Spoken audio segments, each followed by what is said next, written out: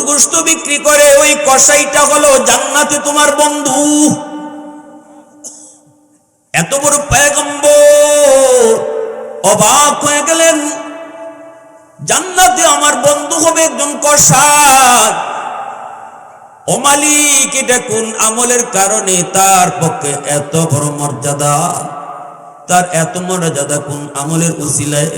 আল্লাহ বলেন, মূসা আমি বলবো না কোন আমলের উসিলায়, তুমি নিজে যায় তার আমলটা খুঁজে বের করো। মূসা নবী এমন একজন পয়গম্বর যিনি দুনিয়ার জমিনে বৈশা 4000 বার আল্লাহর সাথে কথা কইছেন। মূসা নবী কথা বলতেন তুর পাহাড়ে যায়, তুর পাহাড়ে গেলেই আল্লাহর সাথে কথা হইতো। মূসা নবী এই জায়গায় ওখানে সেখান থেকে কথা বলতে পারতেন না। ঘরে বসে যদি কথা বলতে হতো, আল্লাহ বলতেন মূসা ঘরে হবে না, তুর পাহাড়ে আসো। মূসা নবী যদি তিনি বাজারে থাকতেন, আল্লাহ বলতেন মূসা কথা বলতে চাও বলে হ মালিক। আল্লাহ বলতেন এখানে নয়, কথা বলতে হলে তুর পাহাড়ে আসো। সুবহানাল্লাহ। আর তুর পাহাড়ে নিয়ে আল্লাহর সাথে তিনি কথা বলতেন। কিন্তু একদিন মূসা নবী জিজ্ঞেস করে, মালিক তুকাল্লিমু মাই হাল তুকাল্লিমু আহাদান গায়রি? আল্লাহ তুমি আমার সাথে যেইভাবে কথা বলো, আমি তোমার সাথে যেইভাবে কথা বলি, আমি ছাড়া আর কেউ তোমার সাথে কথা বলবে নাকি? আমি ছাড়া অন্য কেউ কি কথা বলে বা বলবে? তুকাল্লিমু মাই হাল তুকাল্লিমু আহাদান গায়রি? আল্লাহ তখন কুদরতি মুস্কি হাসি দিয়া বলে, মূসা রে, তোমার আমার মাঝখানে কিন্তু পর্দা আছে, কিন্তু অদূর ভবিষ্যতে একদল উম্মত জমিনে আইব যাদের সাথে আমি আল্লাহ কথা বলবো, অথচ মাঝখানে পর্দা থাকবে না। মূসা নবী বলতেছে, মালিক এরা কোন উম্মত? আল্লাহ বলে, উম্মতে মুহাম্মদ, উম্মতে আহমদ, এরা আমার বন্ধু মুহাম্মদুর রাসূলুল্লাহর উম্মত। এবার আল্লাহ পাক বলতেছে এরা আমার বন্ধু মুহাম্মদুর রাসূলুল্লাহর উম্মত।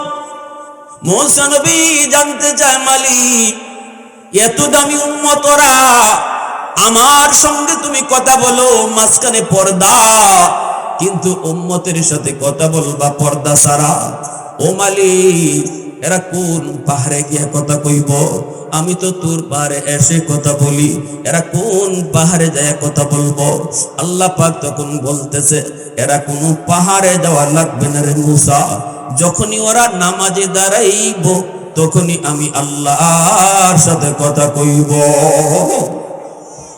এজন্যই তো রাসূল বলেছে, মুসাল্লি ইউনাজি রব্বা, মুসাল্লি ইউনাজি রব্বা, নামাজে নামাজে দাঁড়ায় আল্লাহর সাথে কথা বলে।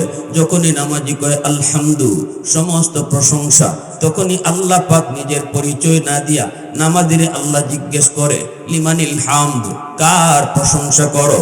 নামাজি তখন কয় লিল্লাহ, আমার আল্লাহর প্রশংসা করি।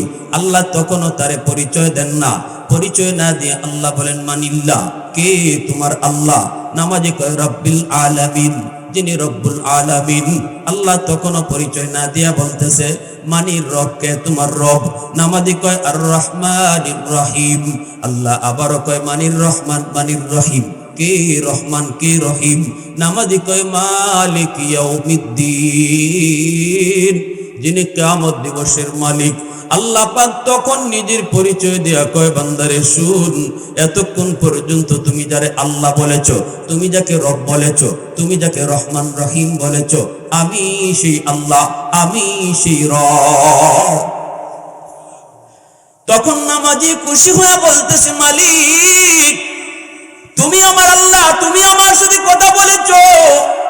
আল্লাহ বলতেছে, হ বান্দা, আমি গোপন থেকে তোমার সাথে কথা বলেছি। নামাজি তখন খুশি হয়ে আল্লাহকে বলতেছে, মালিক তাহলে শুনো, ইয়্যাকা না'বুদু ওয়া ইয়্যাকা নাস্তাঈন, আমি একমাত্র তোমারই ইবাদত করি, তোমারই কাছে শুধু সাহায্য চাই। এতক্ষণ থার্ড পারসনে শুধু বলছে তিনি তিনি তিনি তিনি, রব তিনি, আল্লাহ তিনি, রহমান তিনি, এতক্ষণ শুধু তিনি তিনি বলছে। যখনই আল্লাহ কয় আমি ওই আমি ওই আমি, তখনই নামাজি কয় তাহলে শুনো, তোমারই ইবাদত করি, তোমারই কাছে সাহায্য চাই। আল্লাহ পাক তখন খুশি হয়ে বলতেছে, বান্দা কি চাও তুমি বলো, যা চাইবা আমি তোমাকে তাই দিব। নামাজি তখন আল্লাহর কাছে কি চাইবো? চাইবো যা পাইবো তা। নামাজে তখন চাইবো কি, বগুড়াতে আমারে 5 তলা বাড়ি দাও, এই কথা চায় না। ঢাকার গুলশানে আমাকে বাড়ি দাও, এটাও কয় না। আমাকে একটা গাড়ির মালিক বানাও, এটাও কয় না। আল্লাহ সন্তান হয় না, সন্তান দাও, এটাও আল্লাহর কাছে চায় না। চাওয়ার মতো চাওয়া চাইছে, যেই চাওয়াটাই হলো তার সবচেয়ে বড় চাওয়া। চাওয়াটা হলো ইহদিনাস সিরাতাল মুস্তাকিম, আল্লাহ তুমি আমাকে জান্নাতে যাওয়ার রাস্তা দেখায় দাও। এটাই হলো মুমিনের আল্লাহর কাছে সবচেয়ে বড় চাওয়া, জান্নাতে যাওয়ার রাস্তাটা পেয়ে যাওয়া। এটাই হলো বান্দার আল্লাহর কাছে সবচেয়ে বড় চাওয়া। এজন্য রে বান্দা শুনো, ও আল্লাহর গোলাম শুনো, মুসা নবী আল্লাহকে ডাক দেয়া কই, মালিক কও না এই কষাই কোন কারণে এত দামি। আল্লাহ বলতেছি, মুসা রে তুমি যাই তালাশ করে বের করো কোন আমলের কারণে সে এত দামি হলো। মুসা নবী ওই কষাই লোকটার খুঁজে খুঁজে তাকে যায় বের করলেন। সালাম দিয়া বলতেছেন, ভাই আমি একজন মুসাফির।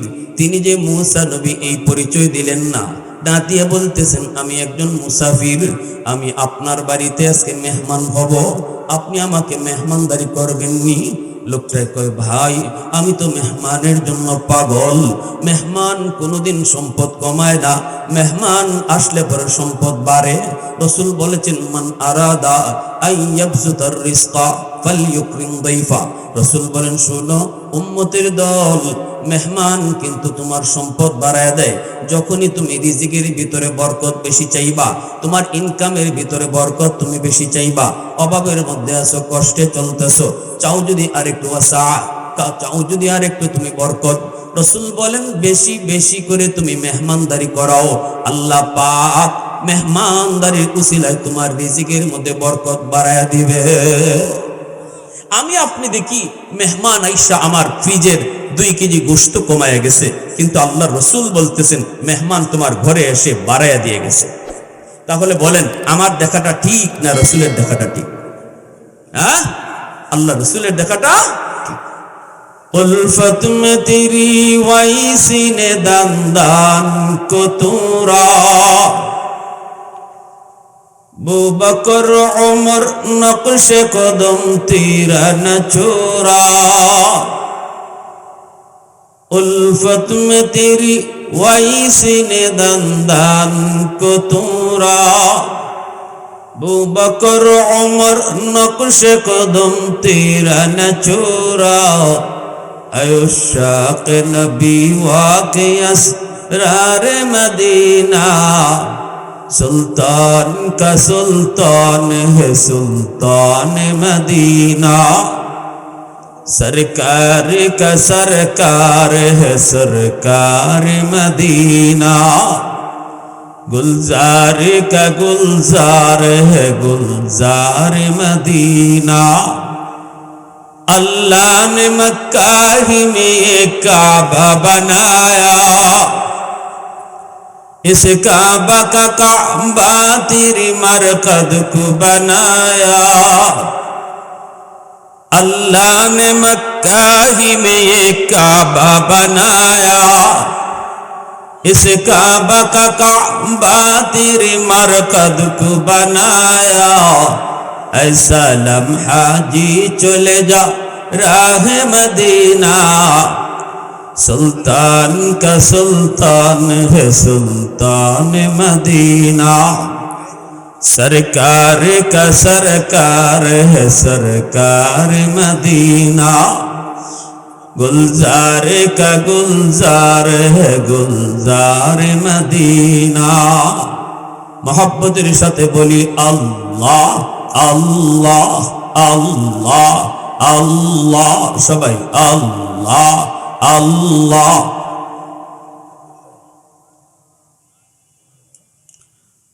आवाज दे मोहब्बतेर साथे सबाई बोलेन अल्लाह अल्लाह अल्लाह अल्लाह। भाई उनार काছে দিয়া দেন, उनार काছে দিয়া দেন, উনি আমার আঙ্কেল।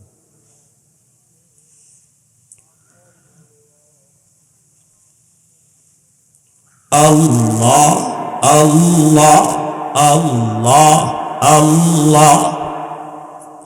হৃদয়ের জানালাটা খুলে দাও না, হৃদয়ের জানালাটা খুলে দাও না, প্রভুর ডাকে মন সারা দাও না, প্রভুর ডাকে মন সারা দাও না। অসীম ক্ষমতা যার হাতের উপর, যার নামে বয়ে যায় ঝর্ণা নহর। তো আওয়াজ দিয়া বলেন ঠিক কিনা, একটু মুসলমানের আওয়াজ এখন ঠিক কিনা। অসীম ক্ষমতা যার হাতের উপর, যার নামে বয়ে যায় ঝর্ণা নহর। আল্লাহ আল্লাহ বলে সবে দেওয়ানা, আল্লাহ আল্লাহ বলে সবে দেওয়ানা, প্রভুর ডাকে মন সারা দাও না, প্রভুর ডাকে মন সারা দাও না।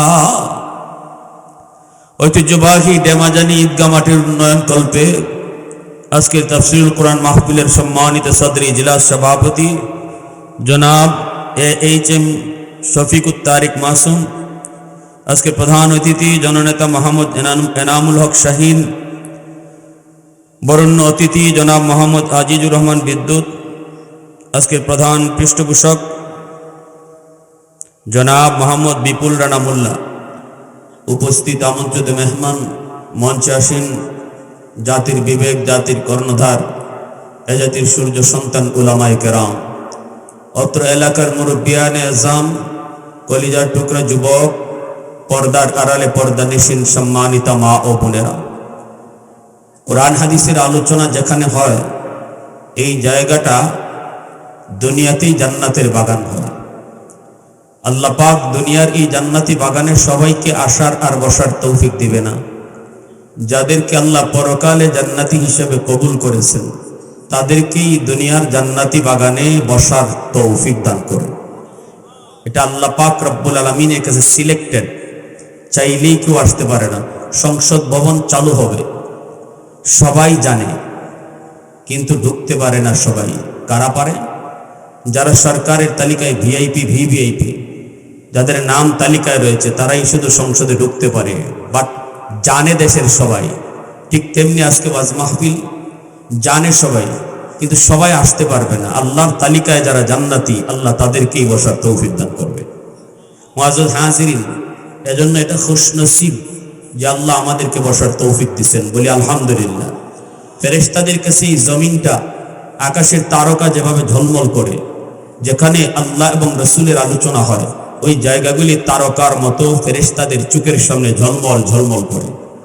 রহমতের ফেরেশতারা তখন পাহারা দেন, সবাই যায়। আল্লাহ ফেরেশতাদেরকে জিগায়, আমার বান্দারা এখানে কেন হাজির হয়েছিল?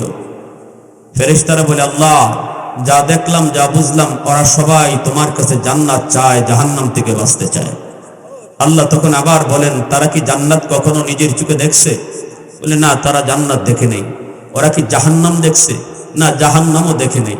তখন আল্লাহ ঘোষণা দেন, আমার যে সকল বান্দারা নিজের চোখে জান্নাত দেখলো না, জাহান্নামও দেখলো না, তারপরেও ঘর বাড়ি রেখা বিবি বাচ্চার পরিবেশ থইয়া ঠান্ডার মধ্যে বসে বসে কষ্ট করে আমি আল্লাহর কাছে জান্নাত চাইলো, তোমরা ফেরেশতারা সাক্ষী থাকো, আমি তাদের জন্য জান্নাতের ফয়সালা দিয়ে দিছি। আল্লাহ যদি আমাদেরকে এই মাহফিলে বসার উসিলা করে মাফ করে দেন, তাহলে আল্লাহ কারো কাছে জবাব দেওয়া লাগবে? তো আওয়াজ দেওয়া বলেন, জবাব দিতে হবে আল্লাহর। কারো কাছে আল্লাহর এই প্রশ্নের সম্মুখীন হবে যে কেন মাফ করলাম? ফেরেশতারা এই প্রশ্নটা করবে, আল্লাহ সবাইরে মাফ করে দিছো যারা বসছে? বলে, হ।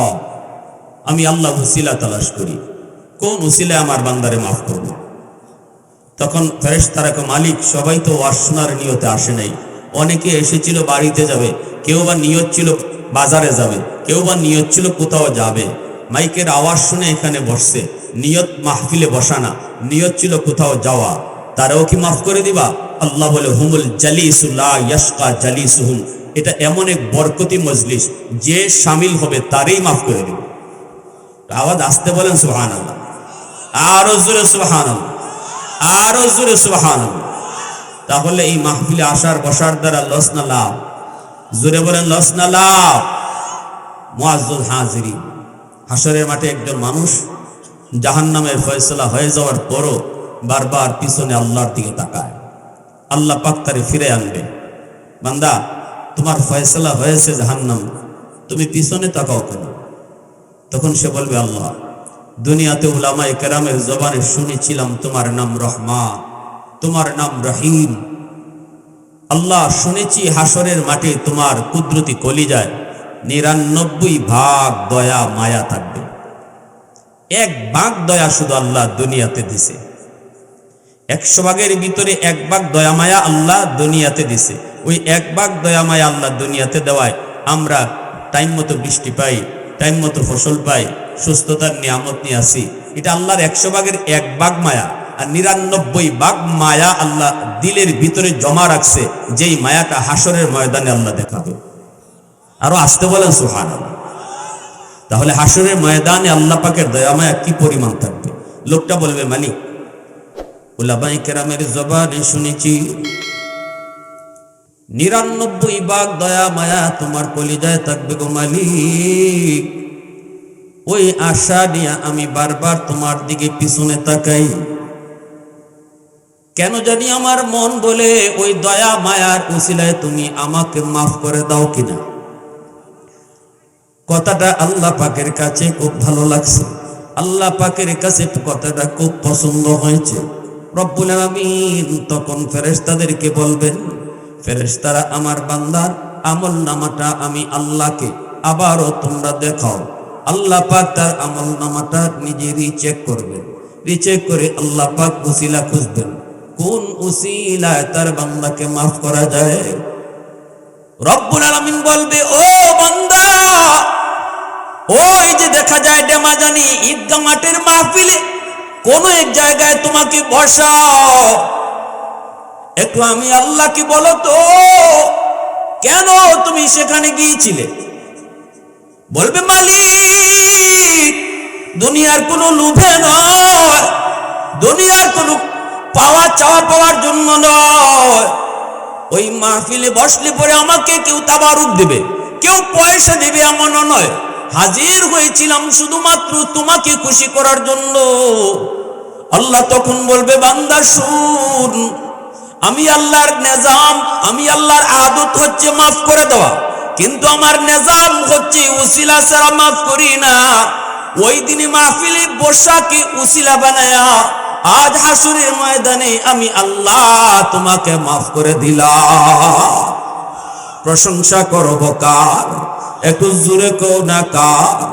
আলহামদুলিমান কদ্দারা খাইরা ওয়া খাবালা, আলহামদুলিমান কদ্দারা খাইরা ওয়া খাবালা, ওয়া শুকরু লিমান সাওয়ারা হুসনাহু ওয়া জামালা, ফরদুন সামাদুন আন সিফাতিল খালকি বারিউন, রব্বুন আযালিয়ুন খালাকাল খালকা কামালা, লা জিদ্দা ওয়ালা নিদ্দা ওয়ালা হাদ্দা লিমাওলা, লা জিদ্দা ওয়ালা নিদ্দা ওয়ালা হাদ্দা লিমাওলা, আল আনা কামা কানা ওয়ালাম ইয়ালকা যাওয়ালা, আল আনা কামা কানা ওয়ালাম ইয়ালকা যাওয়ালা। মুসলমানের আওয়াজে বলি আল্লাহু আকবার, আরো জোরে বলি আল্লাহু আকবার। ভাইরা বন্ধুরা জন্য বলতেছিলাম, আজকের এই ওয়াজ মাহফিল আপনাদের এলাকার জন্য রহমত, আপনাদের এলাকার জন্য রহমত। এই প্যান্ডেল আগামীকাল এখানে থাকবে না। আগামীকাল এই মাঠে যদি সারা রাত আপনি বসা থাকেন, আপনার জন্য মাফির কোনো ঘোষণা নাই, গুনাহ মাফের কোনো ঘোষণা নাই। কিন্তু আজকে ওই মাহফিলের উসিলা এই 2 ঘন্টা 3 ঘন্টার জন্য এই মাঠটা আল্লাহর কাছে অনেক দামি। আগামীকাল শুধু নয় রে যুবক, মাসকে মাস যদি এই মাঠে তুমি সময় কাটাও, গুনাহ মাফের কোনো ঘোষণা নাই নাই নাই। কিন্তু আজকে 1 ঘন্টা সময় যদি মাঠে কাটাও, কোরআনের মাহফিলের উসিলায় জিন্দেগির গুনাহ মাফ। এজন্য মাঠটা দামি কোরআনের আলোচনার খাতিরে। খুশনসিব ওই মানুষগুলা যারা এই কথাটা বুঝলো আর আল্লাহর জন্য কিছু সময় মাঠে দিল। ভাইরা বন্ধুরা, এজন্য আল্লাহ পাক রব্বুল আলামিন পবিত্র কোরআনুল কারীমের ভিতরে মা বাবার হক নিয়ে আল্লাহ আলোচনা করেছেন। আজকে বর্তমান সময়ের জন্য আলোচনাটা অত্যন্ত জরুরি। আজকে যাদের আমাদের মা রয়েছে, আমাদের যাদের বাবা দুনিয়াতে আছেন, এই মা বাবা আমাদের কাছে কত বড় সম্পদ, কত বড় নিয়ামত। আল্লাহ পাক কুরআনুল কারীমে উল্লেখ করেন, আল্লাহ পাক বলেন, বন্ধু তোমার রবের ফরমান, ওয়া কাযা রাব্বুকা আল্লা তা'বুদু ইল্লা ইয়্যা। আল্লাহ বলেন, বন্ধু তোমার রবের আদেশ হলো গোলামি চলবে শুধুমাত্র আমি আল্লাহর, বন্দেগি চলবে শুধুমাত্র আমি আল্লাহর। সন্তান চাইব তো কার কাছে? তাও আসতে বুঝলাম না, কোন বাবার দরবারে গিয়ে সন্তান চান নাকি আপনারা? সন্তান দেওয়ার মালিককে, ধন দৌলত দেওয়ার মালিককে, শান্তি দেওয়ার মালিককে। আল্লাহ পাকের প্রথম আদেশটাই হলো, বন্ধু উম্মতকে জানায় দাও গোলামি চলবে একমাত্র আমি আল্লাহর, বন্দেগি চলবে শুধু আমার। সন্তান চাইবা তো আমি আল্লাহর কাছে চাও, ধন দৌলত চাইবা তো আমার কাছে চাও, শান্তি চাইবা তো আমার কাছে চাও, ছেলে চাইবা তো আমার কাছে চাও, মেয়ে সন্তান চাইবা তো আমি আল্লাহর কাছে চাও। এগুলা দেওয়ার মালিক একমাত্র আমি আল্লাহ। কোন দরগাও নয়, কোন বাবাও নয়, কোন নবীও নয়, একমাত্র দেওয়ার মালিককে। প্রথম আদেশটি আল্লাহ পাক করেছেন তাওহীদ, প্রথম আদেশটি আল্লাহ পাক করেছেন তাওহীদের আদেশ। শিরকের মতো গুনাহ তোমার ইমানে নিও না রে যুবক। নামাজ পড়ে পড়ে কপালে যদি তুমি নামাজের দাগ ফেলে দাও, আর যদি তোমার বিশ্বাস থাকে সন্তান আল্লাহ যেমন দেয় আমার ফিসাব দয়াল বাবাও দেয়, তাহলে এই নামাজে তোমার জান্নাতে নিতে পারবে। আমি সিলেটের দরগা মাজারে গিয়েছিলাম, ওয়াজ মাহফিল করে আসার পথে ভাবলাম একটু শাহজালাল মজরুদিয়া মুনির একটু মাজার খান জিয়ারত করি, কবর খান জিয়ারত করি। রাত তখন বাজে 2টা 2:30। ঢুকে দেখি একটা গাড়ি আসছে কুমিল্লা থেকে, নারী পুরুষ তারা নামলো, মাজার জিয়ারত করবে, কবর জিয়ারত করবে, ভালো কথা নামছে। কিন্তু দেখলাম একজন মহিলা মাজারের ওয়ালের মধ্যে যায়া পেট থেকে কাপড় সরায়া এই পেট মাজারের ওয়ালের সাথে ঘষাঘষি করে। মহিলাকে আমি কিছু বলতে পারি না, কিন্তু পাশের পুরুষটারে জিজ্ঞেস করেছি কি করে, কয় বাচ্চা নেই, বাচ্চা লয়। নাউজুবিল্লাহ কইতেন না? নাউজুবিল্লাহ চিনেন না? কোরআন খাওয়ান লাগে, চিনেননি আপনারা? নাউজুবিল্লাহ এখানে না হইলে আর কইবেন কোন জায়গায়, কইবেন টা কোথায়? পেট গোসায় মহিলা মাজারে আর কয় মাজারওয়ালার কাছ থেকে বাচ্চা লয়। ইমান আছে না গেছে? আওয়াজ আসতে কেন? ইমান আছে না গেছে? সন্তান দেওয়ার মালিক কে? বাচ্চা দেওয়ার মালিক কে? ওই যে আট্রসির দরবারে যায়, গরু লইয়া যায়। আমি যদি জিজ্ঞেস করি কেন গিয়েছ, কয় ধনী হওয়া যায়। আট্রসি গেলে পরে যদি কেউ মনে করে ধনী হওয়া যায়, ইমান আছে না গেছে? গরুর সাথে ইমানও দিয়াইছে, ঠিক কিনা বলেন বলেন? এজন্য আল্লাহ পাক প্রথম আদেশটা করেছেন, ইমানকে আগে নির্ভেজাল ইমান বানাও। ইমানটারে আগে তুমি নির্ভেজাল ইমান বানাও, তাওহীদের উপরে তুমি মজবুত হও। আল্লাহ যা পারে আর কেউ তা এভাবে পারে না।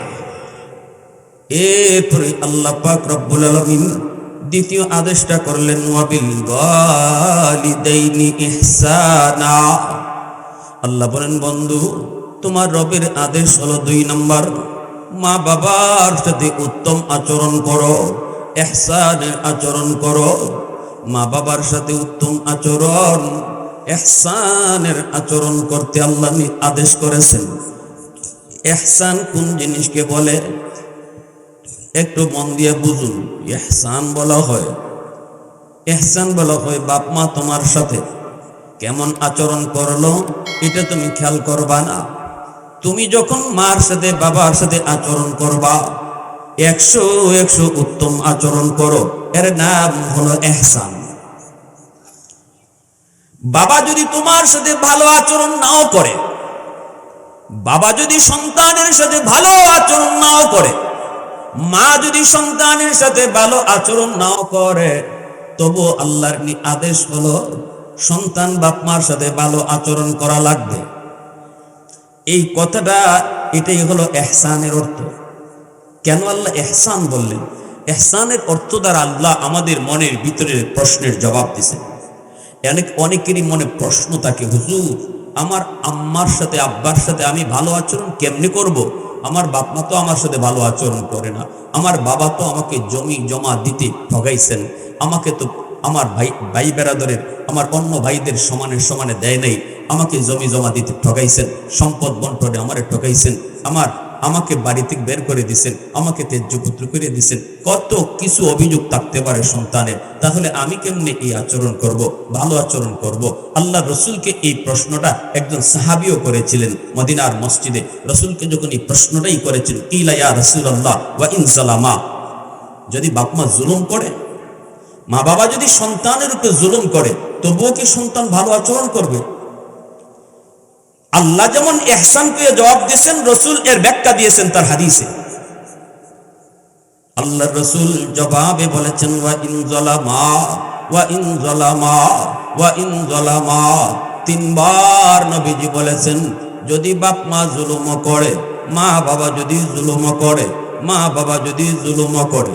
রসুল 3 বার বলেছেন, মা বাবা যদি সন্তানের সাথে জুলুম করে, অন্যায় করে, তবুও সন্তান অন্যায় করতে পারবে না। যদি মা বাবা জুলুম করে, অন্যায় করে, কিয়ামতের ময়দানে আল্লাহর আদালতে এর বিচার হবে। কিন্তু দুনিয়ার নিজাম, আল্লাহর রাসূল বলেন, দুনিয়ার নিজাম হলো সন্তান মা বাবার সাথে অন্যায় আচরণ করতে পারবে। সিদ্ধান্ত আল্লাহরও, সিদ্ধান্ত রাসূলের। আল্লাহ বলছেন ইহসান, আর রাসূল এর ব্যাখ্যা দিয়েছেন হাদিসে। এরপরে আল্লাহ পাক রব্বুল আলামিন ইহসানের ব্যাখ্যা আল্লাহ নিজেই আবার শুরু করলেন। আল্লাহ নবীজি বলেছেন, না না, যদি মা বাবা ভালো আচরণ নাও করে, তবু মা বাবার সাথে উত্তম আচরণ করো। রাসূল ব্যাখ্যা দিয়েছেন। এবার আল্লাহ নিজেও ব্যাখ্যা শুরু করলেন, আল্লাহ নিজেও তাফসীর শুরু করলেন। কোরআনুল কারীমের ভিতরে আল্লাহ কিন্তু তাফসীর কম করছেন, শুধু মূলনীতি বলছেন। আকিমুস সালাহ, নামাজ কায়েম করো। কেমনে পড়বো নামাজ, রুকু কিভাবে, সাজদা কিভাবে, আল্লাহ বলেন এই ব্যাখ্যা আল্লাহ করেন নাই। কিন্তু ওয়াবিল ওয়ালিদাইনি ইহসানা, মার সাথে বাবার সাথে ভালো আচরণ করো, এই আদেশটা করার পর যদি আল্লাহকে আমরা জিজ্ঞেস করি, মালিক ভালো আচরণ কেমনে করব, আল্লাহ বলেন ইম্মা, শোনো আমি আল্লাহ তোমাকে ব্যাখ্যা করে বলি। সুবহানাল্লাহ, আর একটু জোরে করুন সুবহানাল্লাহ। ইম্মা ইয়াবলুগান্না ইনদাকাল কিবারা আহাদুহুমা আও কিলাহুমা ফালা তাকুল লাহুমা উফিন ওয়ালা তানহারহুমা ওয়া কুল লাহুমা কাওলান কারীমা ওয়াখফিদ লাহুমা জানাহা যুল্লি মিনার রাহমা وقل رب ارحمهما كما ربياني صغيرا। এতটুকু কই আল্লাহ পাক ইহসানের ব্যাখ্যা করছেন। সুবহানাল্লাহ।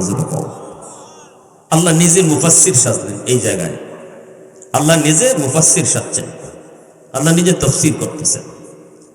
এজন্যই নামাজ পড়া যেমন ফরজ, মা বাবার সাথে ভালো আচরণ করা ঠিক তেমন ফরজ।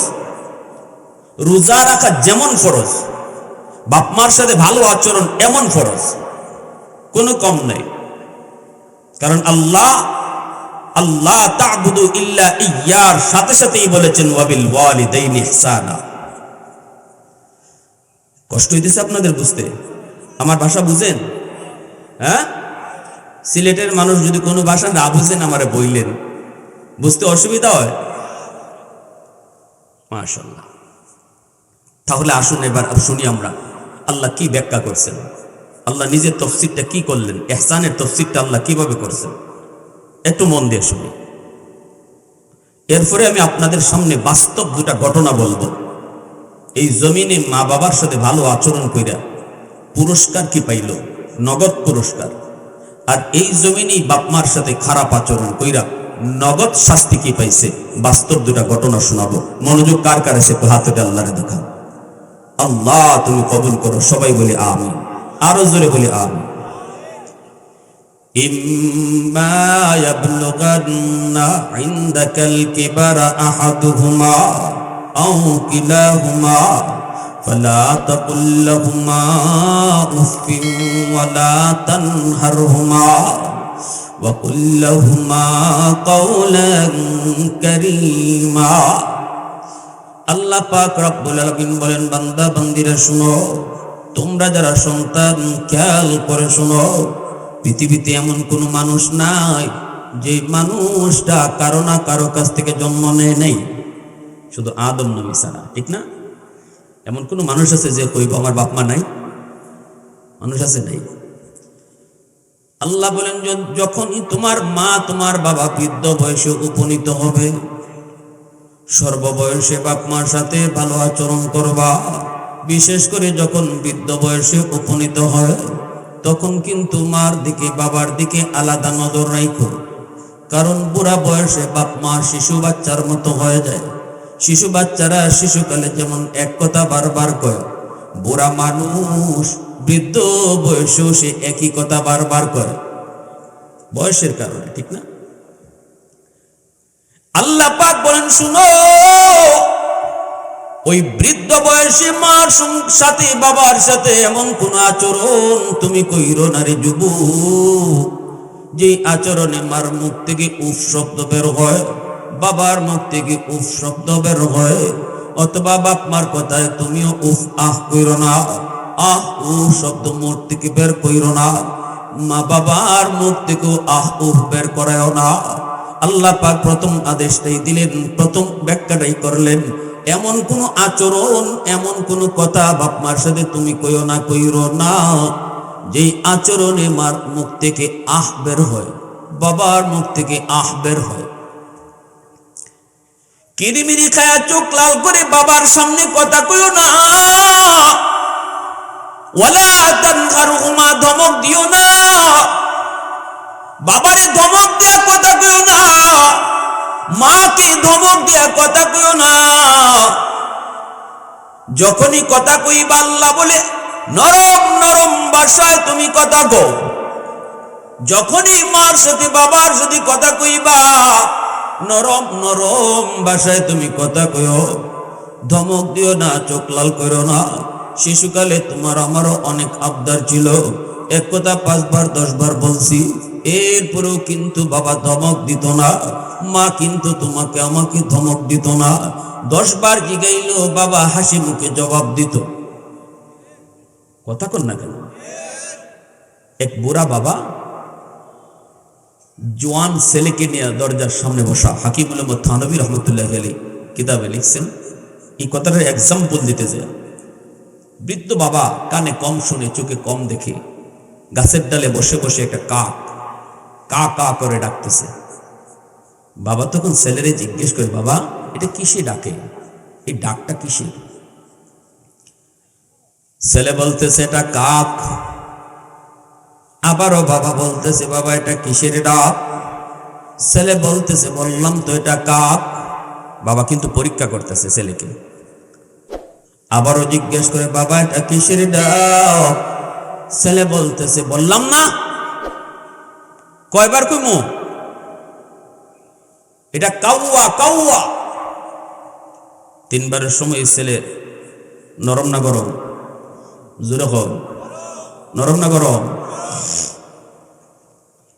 এইবার বাবা চোখের পানি ফেলে বলতেছে, বাজান রে এখানে বেশ কম, শিশুকালে একদিন তোমাকে নিয়ে এই জায়গাতে বাবা বসা ছিলাম, আর এইভাবে গাছের ডালে একটা কাক বসে বসে কা কা করে ডাকতেছিল। তুমি আমাকে দেখায় বলতেছিলে, আব্বু এটা কি? আমি বলতেছিলাম এটা কাক। আবারও বলেছিলে, আব্বু এটা কি? আমি তখনও বলছি, বাবা এটা কাক। আবারও বলেছিলে, আব্বু এটা কি? আবারও বলেছিলাম কাক। এখনো আমার মনে আছে রে বাজান, একবার নয়, দুইবার নয়, তিনবার নয়, 10 বার তুমি আমাকে জিজ্ঞেস করেছো। একবারের জন্য বাবা রাগ করি নাই, গরম হই নাই। কপালে গালে চুমা দিয়া দিয়া শুধু বলছিলাম এটা কাক, এটা কাক। আর আজকে বাবা বৃদ্ধ বয়স, কানে কম শুনি, চুকি কম দেখি, 3 বার শুধু তোমাকে জিজ্ঞেস করেছি। 3 বারের সময় তুমি রাগ করেছো, গরম হয়ে গেছো। এই কথা কই এই বাবার চোখ দিয়া পানি পড়ে। এই কথাটাই আল্লাহ পাক বলতেছেন, বান্দা শুন, বৃদ্ধ বয়সে মার সাথে বাবার সাথে তুমি গুসা করে রাগ করে গরম করে কথা কইও না। বাজারে যাওয়ার জন্য রওনা দিয়েছে, আমি আপনি তখন ছোট্ট। বাবাকে বলেছি, আব্বু আমার জন্য জুতা নিয়ে আইসেন।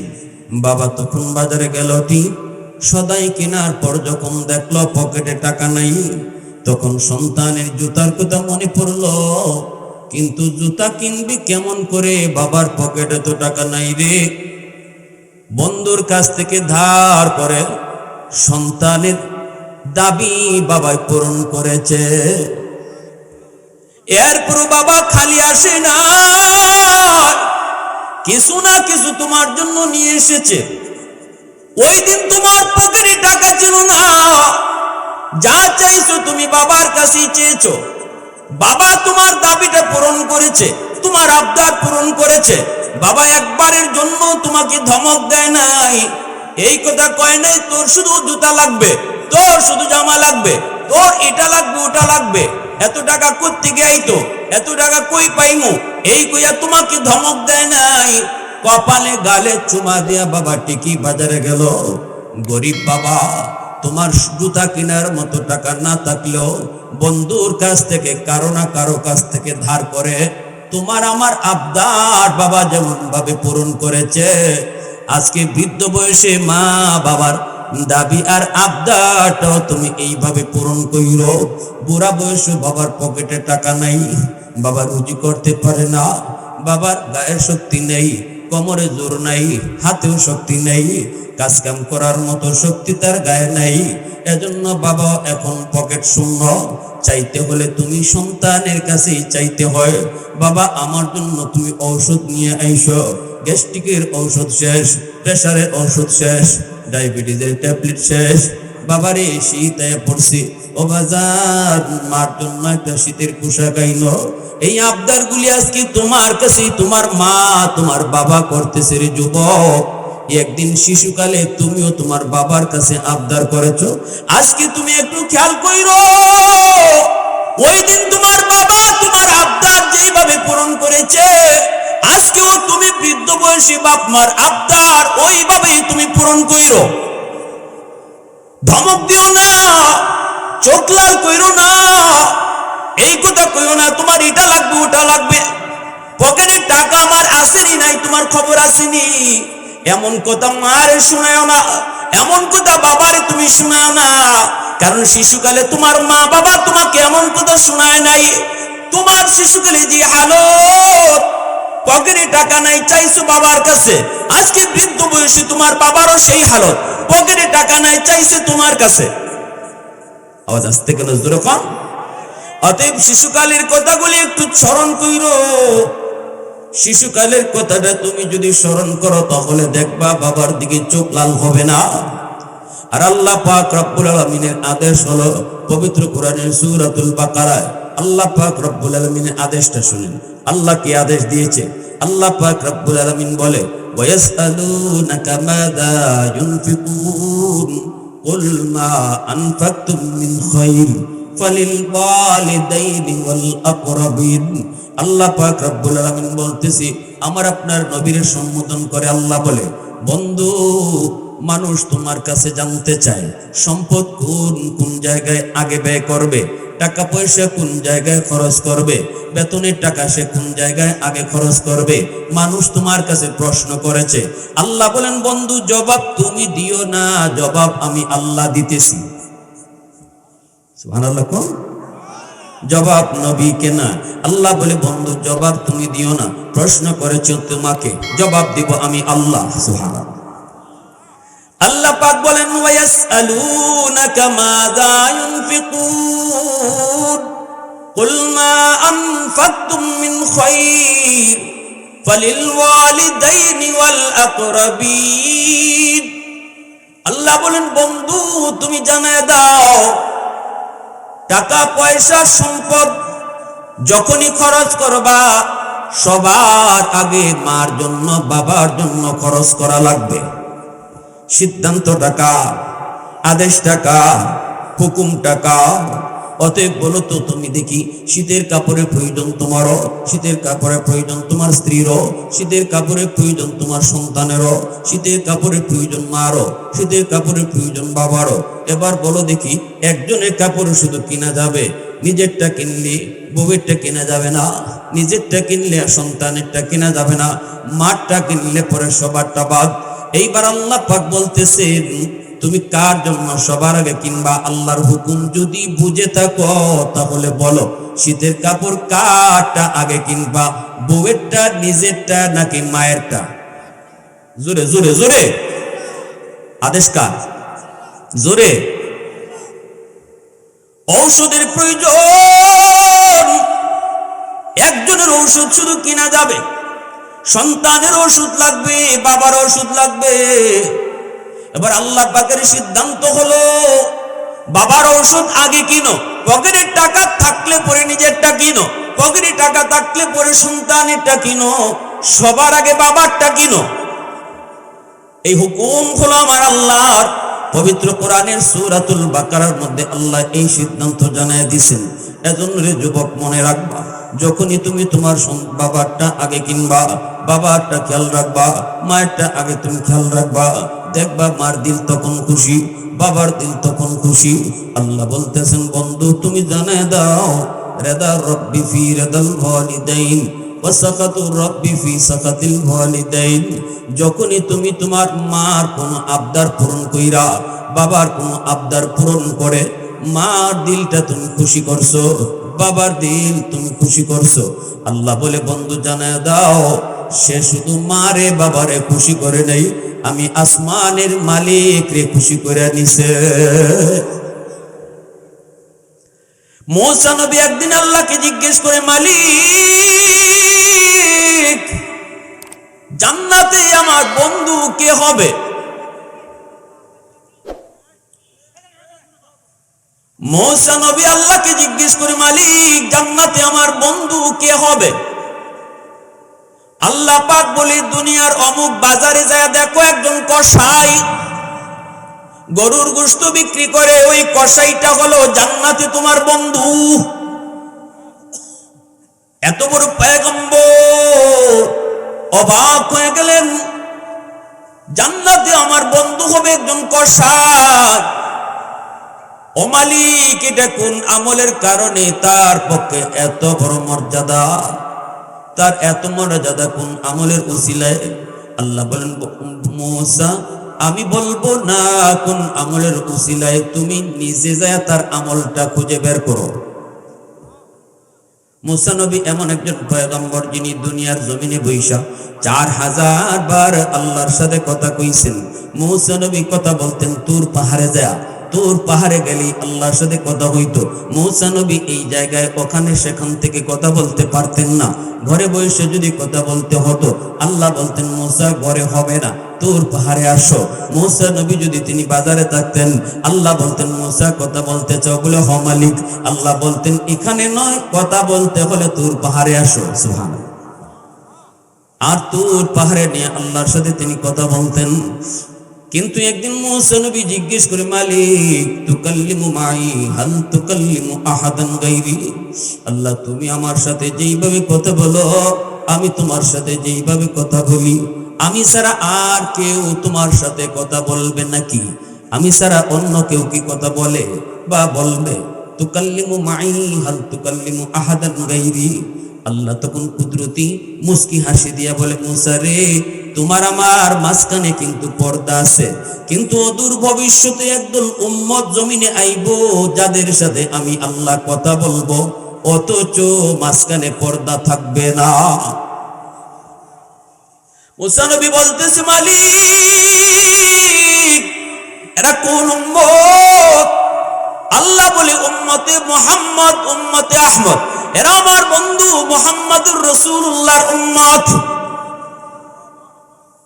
এবার আল্লাহ পাক বলতেছে, এরা আমার বন্ধু মুহাম্মদুর রাসূলুল্লাহর উম্মত। মুসা নবী জানতে চায়, মালিক এত দামি উম্মত ওরা, আমার সঙ্গে তুমি কথা বলো মাঝখানে পর্দা, কিন্তু উম্মতের সাথে কথা বলবা পর্দা ছাড়া। ও মালিক, এরা কোন পাহাড়ে গিয়া কথা কইব? আমি তো তোর পাহাড়ে এসে কথা বলি, এরা কোন পাহাড়ে যায় কথা বলবো? আল্লাহ পাক তখন বলতেছে, এরা কোন পাহাড়ে যাওয়া লাগবে না রে মুসা, যখনই ওরা নামাজে দাঁড়াইব তখনই আমি আল্লাহর সাথে কথা কইব। এজন্যই তো রাসূল বলেছে, মুসাল্লি ইউনাজি রব্বা, মুসাল্লি ইউনাজি রব্বা, নামাজে নামাজে দাঁড়ায় আল্লাহর সাথে কথা বলে। যখনই নামাজি কয় আলহামদু, সমস্ত প্রশংসা, তখনই আল্লাহ পাক নিজের পরিচয় না দিয়া নামাজিরে আল্লাহ জিজ্ঞেস করে, লিমানিল হামদ, কার প্রশংসা করো? নামাজি তখন কয় মালিল্লাহ, আমার আল্লাহর প্রশংসা করি। আল্লাহ তখনও তারে পরিচয় দেন না, পরিচয় না দিয়ে আল্লাহ বলেন, মানিল্লাহ, কে তোমার আল্লাহ? নামাজি কয় রব্বিল আলামিন, যিনি রব্বুল আলামিন। আল্লাহ তখনও পরিচয় না দিয়া বলতেছে, মানির রব কে? তোমার রব। নামাজি কয় আর রহমানির রহিম। আল্লাহ আবারও কয় মানির রহমান মানির রহিম, কে রহমান কে রহিম? নামাজি কয় মালিক ইয়াউমিদ্দিন, যিনি কিয়ামত দিবসের মালিক। আল্লাহ পাক তখন নিজের পরিচয় দেয়া কয়, বান্দারে শুন, এতক্ষণ পর্যন্ত তুমি যারে আল্লাহ বলেছ, তুমি যাকে রব বলেছ, তুমি যাকে রহমান রহিম বলেছ, আমি সেই আল্লাহ, আমি সেই রব। তখন নামাজি খুশি হয়ে বলতেছে, মালিক তুমি আমার আল্লাহ, তুমি আমার সাথে কথা বলেছ। আল্লাহ বলতেছে, হ বান্দা, আমি গোপন থেকে তোমার সাথে কথা বলেছি। নামাজি তখন খুশি হয়ে আল্লাহকে বলতেছে, মালিক তাহলে শুনো, ইয়্যাকা না'বুদু ওয়া ইয়্যাকা নাস্তাঈন, আমি একমাত্র তোমারই ইবাদত করি, তোমারই কাছে শুধু সাহায্য চাই। এতক্ষণ থার্ড পারসনে শুধু বলছে তিনি তিনি তিনি তিনি, রব তিনি, আল্লাহ তিনি, রহমান তিনি, এতক্ষণ শুধু তিনি তিনি বলছে। যখনই আল্লাহ কয় আমি ওই আমি ওই আমি, তখনই নামাজি কয় তাহলে শুনো, তোমারই ইবাদত করি, তোমারই কাছে সাহায্য চাই। আল্লাহ পাক তখন খুশি হয়ে বলতেছে, বান্দা কি চাও তুমি বলো, যা চাইবা আমি তোমাকে তাই দিব। নামাজি তখন আল্লাহর কাছে কি চাইবো? চাইবো যা পাইবো তা। নামাজি তখন চাইবো কি? বগুড়াতে আমারে 5 তলা বাড়ি দাও, এই কথা চায় না। ঢাকার গুলশানে আমাকে বাড়ি দাও, এটাও কয় না। আমাকে একটা গাড়ির মালিক বানাও, এটাও কয় না। আল্লাহ সন্তান হয় না, সন্তান দাও, এটাও আল্লাহর কাছে চায় না। চাওয়ার মতো চাওয়া চাইছে, যেই চাওয়াটাই হলো তার সবচেয়ে বড় চাওয়া। চাওয়াটা হলো ইহদিনাস সিরাতাল মুস্তাকিম, আল্লাহ তুমি আমাকে জান্নাতে যাওয়ার রাস্তা দেখায় দাও। এটাই হলো মুমিনের আল্লাহর কাছে সবচেয়ে বড় চাওয়া, জান্নাতে যাওয়ার রাস্তাটা পেয়ে যাওয়া। এটাই হলো বান্দার আল্লাহর কাছে সবচেয়ে বড় চাওয়া। এজন্য রে বান্দা শুনো, ও আল্লাহর গোলাম শুনো, মুসা নবী আল্লাহকে ডাক দেয়া কই, মালিক কও না এই কষাই কোন কারণে এত দামি? আল্লাহ বলতেছে, মুসা রে তুমি যে তালাশ করে বের করো কোন আমলের কারণে সে এত দামি হলো। মুসা নবী ওই কষাই লোকটার খুঁজে খুঁজে তাকে যে বের করলেন, সালাম দিয়া বলতেছেন, ভাই আমি একজন মুসাফির। তিনি যে মুসা নবী এই পরিচয় দিলেন না, না দিয়ে বলতেছেন আমি একজন মুসাফির, আমি আপনার বাড়িতে আজকে মেহমান হব, আপনি আমাকে মেহমানদারি করবেননি? লোকটাই কয়, ভাই আমি তো মেহমানের জন্য পাগল, মেহমান কোনোদিন সম্পদ কমায় না, মেহমান আসলে পরে সম্পদ বাড়ে। রাসূল বলেছেন, মান আরাদা আইয়াবসুতার রিজকা ফালইউকরিম দাইফা। রাসূল বলেন, শোনো উম্মতের দল, মেহমান কিন্তু তোমার সম্পদ বাড়ায় দেয়। যখনই তুমি রিজিকের ভিতরে বরকত বেশি চাইবা, তোমার ইনকামের ভিতরে বরকত তুমি বেশি চাইবা, অভাবের মধ্যে আছো, কষ্টে চলতেছো, চাও যদি আরেকটু ওয়াসা, চাও যদি আরেকটু তুমি বরকত, রাসূল বলেন বেশি বেশি করে তুমি মেহমানদারি করাও, আল্লাহ পাক মেহমানদারির উসিলায় তোমার রিজিকের মধ্যে বরকত বাড়ায়া দিবে। আমি আপনি দেখি মেহমান আইসা আমার ফ্রিজের 2 কেজি গোশত কমায় গেছে, কিন্তু আল্লাহর রাসূল বলতেছেন মেহমান তোমার ঘরে এসে বাড়ায়া দিয়ে গেছে। তাহলে বলেন আমার দেখাটা ঠিক না রাসূলের দেখাটা ঠিক? হ্যাঁ, আল্লাহ রাসূলের দেখাটা ঠিক। লোকটা তখন বলতেছে, ভাই চলেন আমার বাড়িতে আপনি মেহমান হবেন। মুসা নবীর উদ্দেশ্য তো মেহমানদারি নয়, মুসা নবীর উদ্দেশ্য হলো এই লোকটা কোন আমল করে, রাতের অন্ধকারে সে আল্লাহর কাছে কি চায়, তাহাজ্জুদের সময় গভীর রাতে হয়তো আল্লাহর ইবাদত করে, যে ইবাদতের কারণে আল্লাহ এত খুশি হইয়া জান্নাতে আমার বন্ধু বানায়া দিছে। মুসা নবী এই আমলটা তালাশের জন্য তার সাথে সাথে বাড়িতে আসলেন। বাড়িতে আসা মাত্রই মুসা নবীর নজরে যে আমলটা পড়লো, লোকটা ঘরে নিজের ঘরে আইসা বিবি বাচ্চার রুমে আগে ঢুকলো না রে যুবক, সবার আগে ঢুকলো মার রুমে। সুবহানাল্লাহ। যেই রুমটার মধ্যে তার বৃদ্ধা মা শুয়ে আছেন, কবুতরের মতো হয়ে গেছে মা,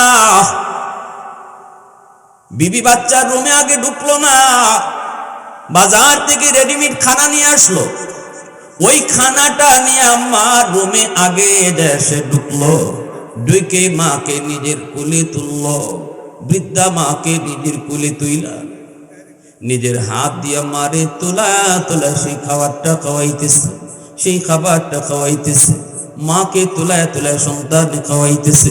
শিশুকালে যেইভাবে মা সন্তানকে তোলায় তোলায় খাওয়াইতো, এইভাবে আজকে সন্তান তার মাকে তোলায় তোলায় খাওয়াইতেছে। মুসা নবী এই দৃশ্যটা তিনি দেখতেছেন, আর দেখলেন তার ছোট ছোট 2টা বাচ্চা বাবার কাছে কান্না করে করে পায়ে পড়ে গেছে, বাবা গো সারাদিনে কিছু খাই নাই, পেটে বড় যন্ত্রণা, পেটের মধ্যে বড় ক্ষুধা গো বাবা, আমাদেরকে আপনি একটু খানা দেন না, বাবা আর সইতে পারি না, বাবা আমাদেরকে একটু খানা দেন।